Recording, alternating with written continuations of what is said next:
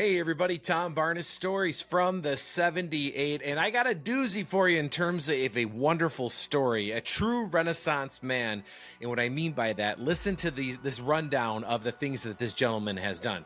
He's a Chicago author, a journalist, professor, speaker, bull runner, and a Chicago Golden Glove boxer. So, I mean, the Golden Gloves in Chicago are no joke, especially back in the day.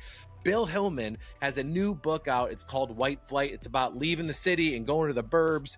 And he talks about that journey and everything else in between. We're celebrating a book launch that is on September 21st at the Green Mill. Bill, lots to talk about. Good. How's Bill, it going? how are you? I'm good, man. I'm enjoying what's left of our summer. I feel like it's dwindling every day, so I really try to get the most out of it. Hence my nerdy gear that I'm wearing now. I'm just in a baseball mood just because, so I'm enjoying the things. But as far as enjoying life and squeezing every ounce out of it, you, my friend, have lived a life in a very short amount of lifetime. You've had several lifetimes. So I ran through some of the things, but you were you are a journalist, you're a speaker, an That's author, a bull runner, and a Chicago Golden Glove boxer, among other things. Share, if you will, with the class. I've been a little restless type person. I'm really curious about stuff, so I end up getting in a lot of mischief because of that. And 44 years later, here I am. And you wrote a new book that is coming out, or you have the book launch in celebration of it at the Green Mill, which is very Chicago of you, on September 21st, called White Flight. Very much about some of the things that you experienced growing up in the That's city right. and running out to the Yes, burbs, it's right? kind of, if I was the journey of the family going out to the suburbs and end up getting in a lot of trouble out there, kind of ironically. But yeah. I was going to say. So let's back up just a little bit, if you will. When did you, or where did you start off? Like, what part of the city I were grew you up in, in and where'd you go Edgewater, to? right by the Edgewater Hospital on Hollywood and Ashland, and that Yeah. neighborhood, it was a really unique place, really interesting. And yeah, then after that we moved out. We went out to, we had a lot of trouble. There was a lot of bad stuff going on. My brother ended up in prison, and my other brother's best friend was murdered, and we were all getting in a lot of trouble back then around Edgewater, and so the family, my yeah, Well, it was a yeah. different area, right? Like different neighborhood than maybe what people know it today. So you mentioned 44 years later. So what year is this ish for setting It's the kind scene of for folks who are just joining? the old neighborhood really depicts the my time in Edgewater. So that's like the 80s and early 90s. And yeah, I mean, So right at the dawn yeah, of the Bulls exactly. Yeah, run. yeah. The Bulls are just, they won. I think they won two championships before we left. And yeah, so I was around for all the chaos of the gunshots all night and all the crazy stuff that happened when the Bulls won. And but it was amazing. I was that's another thing about the Michael Jordan story. Like, I grew up before Michael Jordan was Michael Jordan. You know what I mean? He was just like this rookie, this Mhm. young guy coming up. And I mean, I would watch every game. My grandma used to let me watch every game on her little black and white TV. And when they lost, I would cry on my walk home. And I would watch to the last minute, because like sometimes, like even like in like, let's say like 88, or 89, Jordan would get hot in the fourth quarter and just like we'd come back from like a 20 point deficit and win. And so I rode that whole roller coaster with him. That Jordan, Yep. that the Cavaliers and the Pistons. I hated the Pistons like no little boy could possibly hate something. And Yeah. so that was a wonderful ride to be on, as a Chicagoan. And you mentioned that, you had it rough. I mean, it was a rough neighborhood back then. It's right by Uptown area too, which also was not the greatest of neighborhoods back in the day. But things have changed, obviously. But the big change was with you changing from moving from the city out to the burbs. And in that time, I imagine you did the Golden Gloves while you were still in the city, or did you come I back to came the back to city the to city. participate in that? I didn't really there. I was there wasn't really much going on with boxing when I was a kid. My uncle had boxed a little bit, but when I got to high school at Saint Joseph's High School, there was a Christian brother there who's also, he's from Bridgeport, but Mhm. he ended up out there. and he was training boxers, and so when I found that out, I just showed up, and he was like, you know, took me into the restroom room. We geared up. He beat me up a little bit, and I didn't quit, so I became a boxer after that. And I mean, you've done amazing things. You've had a prestigious career. You know, I mentioned something, or I read something about Fermilab. Is that right? In Batavia, you've done stuff with that and everything. Like, how does one do all of this? I know you said you're restless, but you know, I imagine going to the burbs changed your life in one way or the other, as moving does for a kid, especially at an impressionable age. But I imagine it set you on this path of all these things that you wanted to Yeah, check yeah, out, try. I got into physics in like high school. I really got obsessed with it, and went out to Fermilab a few times, and just had I was a really troubled student. I really had a lot. I struggled a lot. It was the first subject that I ever had any interest in school. I just was not a. I was not a. I didn't do good in school. I just got in trouble in school, really, and yeah, I really got into physics. I was kind of like questioning. It kind of came out of religion, really. I was sort of like questioning, at like 13, 14, you're trying to figure out like what the meaning of life is and all this stuff. And so I got curious about like the sort of the origins and the destiny of the universe, and that kind of set me out to start like trying to figure Hmm. stuff out, and I found out about like dark matter. I got really fascinated with dark matter, and then Fermilab was doing a lot of work on dark matter at the time, with their collider. And it's funny, my dad, my dad would he's in construction, he's in construction, and he was bidding jobs and stuff at that point, and he ended up bidding a job to help build the big dark matter launcher structure, and so we got the job, and so I was able to work on that job as a Wow. construction worker, and I was very fascinated with the project itself. So that's kind of like the backdrop of all the Fermilab stuff that's in there.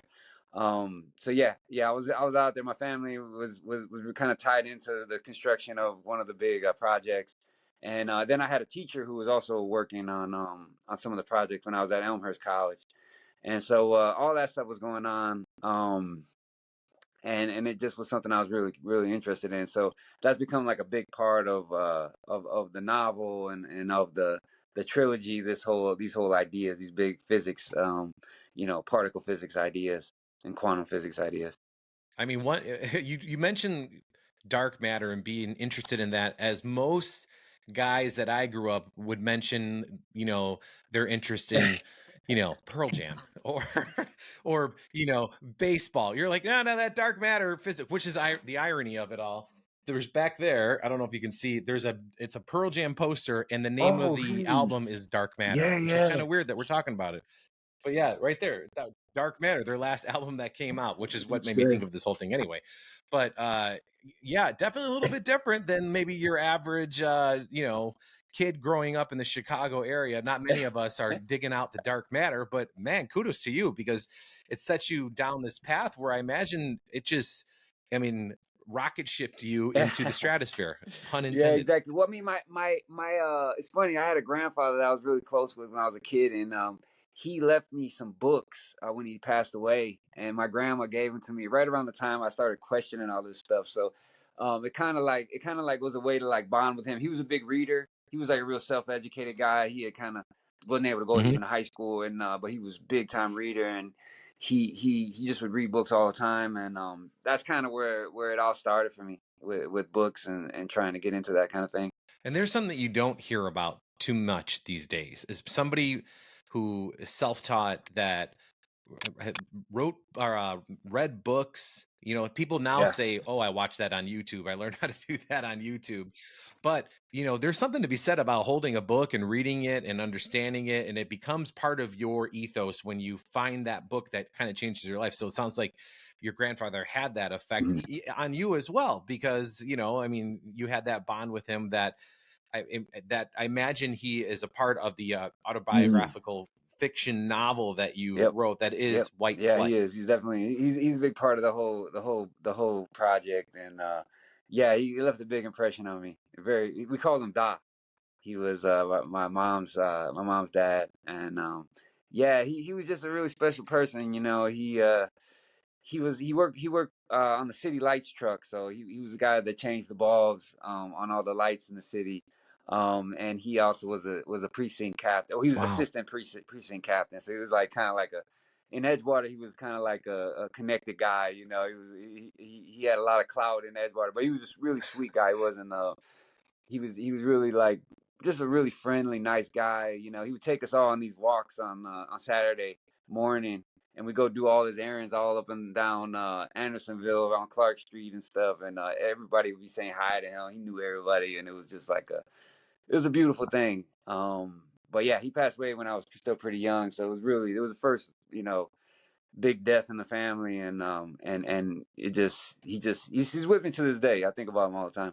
That's funny you say that. I had a similar thing with my grandfather. Died when I was very young, 6 years old, but his thing was walks. Mhm. The man loved to go for walks, and it was a thing. Everybody would say hi, you'd say hi, profound Yeah, effect. yeah. So we share that bond in common with our grandfathers. Um, and you have this book launch happening at the Green Mill. I imagine from your time spent up that way, you might not have been at the Green Mill when you were there, or maybe Grandpa snuck you in a couple times. But either way, the Green Mill is an iconic Yeah, place I to mean, do I've been something going to the like agreement. this. So when I first started writing, I got into I got into poetry at first. Kind of that was like one of my big things, and so I started going up to the Green Mill, and like there's a guy from my neighborhood who he wrote he played football with my brother, and he ended up getting into poetry, and one day I was in there, and he was in there, and I was like, his name's Danny Ailfield, and he's kind of just like he was a fireman, and then he was a poet on the weekends, and he remembered. He's like, "You're Billy Hillman." He was at my As house. He one knew does. like he knew my brother really well, and so he knew the whole family real well. So he's like, "You gotta do this, man. You gotta do this poetry." And he kind of like encouraged me. And then Mark Smith would make fun of me. Which just doesn't happen.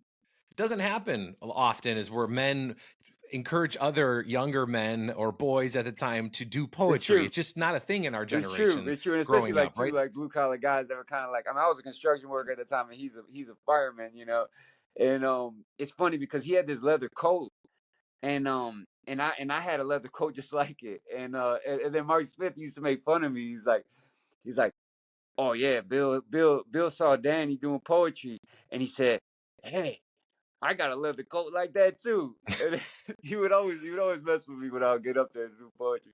But I made real good friends with Mark, and who's another blue collar guy. And just we really I go up there all the time, and so in the novel, the White Flight, Joe's girlfriend, she's a singer, and she ends up getting to be the kind of the house band singer for at the Green Mill.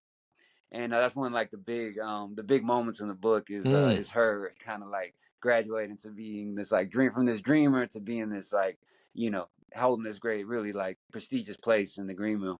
Yeah, and the Green Mill also has a huge poetry Yeah. event, I think monthly, where they do poetry slams and all that stuff, and it's kind of made that area of the city famous for, or the Hmm. Green. I mean, kind of coincided. Again, poetry. It must be something in the air. How people say when you're talking about them, your ears are ringing. I've done more poetry themed stories in the Oh last wow. week than I have in the last 5 years. So something must be in the midst. Maybe the world needs more poetry. Just remember, a little Robert Frost would do good for It's everybody true. to read every once in a while. But I yeah, we talked a little bit about the Golden Gloves, but Oh, explain the Bull Runner thing, I if you fell will. in love with that. So I had never read a novel when I've read some like physics books, and I've been getting really into physics. I was doing a lot of stuff with that, but I'd never read a novel. And my dad, he had been wanting me to read Ernest Hemingway because my dad's a big outdoorsman. And so I finally I Mm. said okay, and I took this Hemingway class at College of DuPage, and there's this the professor was this writer, this really cool guy named David McGrath, and he had this book out, and he was just the coolest guy. And he made he made the writing really interesting. He had a great way of like engaging, um, and we had these great talks. And I was reading a lot suddenly. I was really into Hemingway, and then finally I sat down. I read The Sun Also Rises. That was the first novel I ever read, and it's about the run of the bulls in Pamplona, And you know, it was just like this trip into another Hmm. world. And I sat down and read it in one sitting. I just spent all night at the library at Elmhurst College, and just read the whole thing. And when I finished it, I was like, "That's it. I'm changing my major. I'm gonna do, you know, English, and I'm gonna be a writer. I'm gonna devote my life to literature." And that was kind of the end right there. And about 3 years later, I ended up going to the Run of the Bulls. It's funny. My friend Irvin Welsh was getting married in Dublin. He demanded that I go to his wedding one drunken night after a Cubs game or something. And so I'm like, all right, fine, I'm gonna go. Sure. So I save up all this money, and I find out that the Run of the Bulls is happening like the week after his wedding, and it's like a $50 flight to Spain from Ireland where he's getting married. And so went out there, had a crazy time, and got over there, and I did everything you could do wrong. I got kicked off the course. I got pickpocketed. Everything you could do wrong, and finally got. All in Well, one, all in it's one 8 days shot. in a row, so you get 8 shots at it. So the first day I got there, I got too drunk, got pickpocketed, Okay. ended up trying to like wandering around. Some people took me to another town. My dad finally wired me some money. I came back to Pamplona. Then I got pushed off the course. Then I ran around, snuck in. It was a miracle that I got in because they beat people. Like if you try to sneak in, like after they close the door, they just beat you over the head, you know. And so when they were beating up one guy, I just ran behind the cop's back Really? and I got in.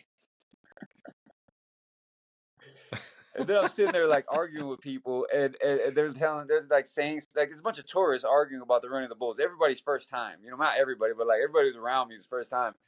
And I'm like, that's not true. And then this married couple that was on their honeymoon from California, they like decided that I knew what I was doing, and then they start following me around. And I'm like, guys, this is my first run. I don't know. They're like, no, we're going with you. We're going with you. So I'm sitting there at the corner, and the bulls finally come into view, and like they're gigantic. They're like way bigger than you can ever believe. Like on the street level, they're gigantic, I mean, like a car. Terrifying. The bull had like bucked the guy, and he was like flying through the air, and then he fell. They fell. All the bulls fell. And all of a sudden, I'm looking at that like petrified. And all of a sudden, I hear this bell ringing. It's a steer, and I look and it's coming for me, and it's like it's about to trample me, and I kind of push my hand on its shoulder and kind of barely get out of the way of it. But the married couple was standing right there, and it just tramples them. Oh no. Oh, and I imagine you don't Oh, get up from that really oh no, quickly, no, they getting were in big trampled by trouble. a And I bull. tried to help them, but then another bull came, and I just ran. You know, I was terrified. So, but by the end of that, I was hooked. So That you was just it. I was gonna keep doing it, and I've been running ever since. I've been running now it's 20 years. Yep. 20 years. Yeah, a bunch Have of you ever times. been I got trampled? gored 3 times. So what does that do when you get trampled? Oh, What does that feel like? I've never had it. I don't know if I'd be brave enough to I do it. mean, To I've be had a honest with you, bull what does it step feel on my like? back and kick me in the head. I had a major concussion from that. Oh, I could feel like no, I wind lost blowing you, through my man. ears for like 30 seconds after he kicked me. But luckily, he just kept going. I had a real bad headache. I was throwing up and everything. Then another time, We'll I see if got he trampled by comes a whole back. pack, and a bull stepped on my calf, and I had a bruise for 3 years, like a big old bruise on my leg for 3 years. Walk me through that. What happens when that? I mean, I imagine it's a pain like I've You know, it's never felt funny. in my life. When I got gored, it felt like a pinprick, and then nothing. You just go into shock. You know, you just go right into Huh. shock. You feel like you just start like your brain just starts going into shock. You sort of. I was like in denial the whole time. I was like, the bull gored me in the leg and lifted me up in the air, and I'm thinking to myself, you're not gored. It's okay. He's under you. He's not. It's not in your leg. He's under you. And then I fell. Then he gored me again, and I blocked out the second goring for like 2 days until the doctors came in the hospital. They're like, "Why are you telling people you were gored once? You were gored twice." But that was completely wiped from my memory, like Men in Black or something. It was like it was gone. Except for the blood coming out of your body. That's the part where Yeah, I they were mean, like, because I no, that thought it really went happened. through. Because a lot of times the horn will go in and come out, and then it'll go out. You know, so I thought it was one hole it was continuous, but it wasn't. Oh, man. Did you ever get launched by one of them where you Yeah, land somewhere yeah. else? You get off The your second feet and land going, somewhere else? I got launched. I go up in the air. He Oh, goes me damn. in the butt, and I just went straight up in the air, flying like this. So that I came down, bam, hit my head on the ground. It was a bad one. But worth every I time. You've stopped done how many counting. now? It's probably getting close to 400. Oh, my goodness. Yeah. 400, 400. That's incredible. My goodness. Well, you got to love what you do. I mean, imagine you've done that, journalist, writer. Is there one thing you love in particular more than No, I others? love it all, man. I really love my life. I've been really blessed with finding like really figuring out what I like to do and what I love to do and sort of dedicate myself to. And I love riding. I love bull running. I love my wife. I'm happy, man. I spent a lot of time in Spain. I'm really fascinated with Spain and yeah, I couldn't be much happier. I'm a professor and I really love teaching. I love my school. The kids are amazing. I got a boxing club. I love it, man. I'm living the dream. Yeah, You're still yeah. I mean, boxing. I don't compete. I can't get hit anymore. Basically, I've been hit too many times. And plus when I start getting hit, it starts messing with my ability to speak clearly and stuff. So I really shouldn't do it. So Ah, but I yeah. love it, and I'm really I'm That still you deeply involved. Like right now, it's funny. Today, the one of my boxing kind of like my guys from the gym that I used to train with, his son has become like the number one. Probably he's probably one of the top guys to win the gold medal in the Olympics in 2028. He's like the front runner. He's unbelievable. Jojo Awanonga. He's this African kid wow. from Joliet, and he was calling me today because now they're all these promoters are throwing money at him.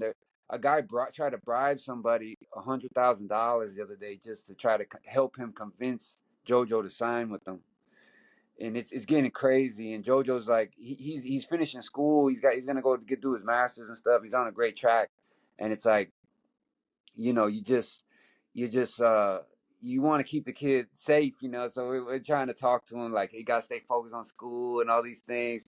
And it's I'm still deep in the trenches of boxing, and this kid, he's gonna win a gold medal. I'm telling you, he's unbelievable. I've been watching him spar, and he's a phenomenal Wow. kid. But you got to like protect him.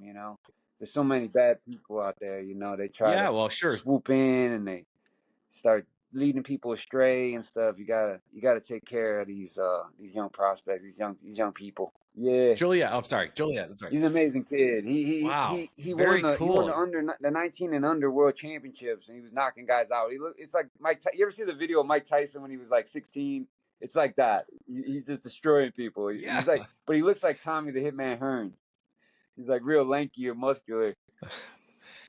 Man, it seems like you'd be the perfect guy to when you walk into a bar and there's, the bar is just kind of sparse, but there's a couple people there and you just happen to sit next to you and you just start talking. You are like you are the lottery ticket person to talk to because everything that you share is fascinating. It really is. It almost sounds made up, but I know it's Yeah. not.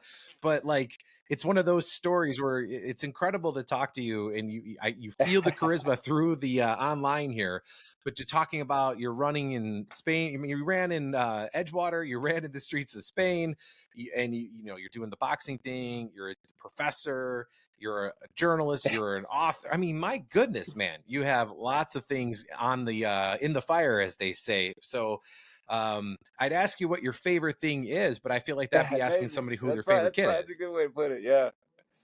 True. Yeah. Well, either way, people can find your book.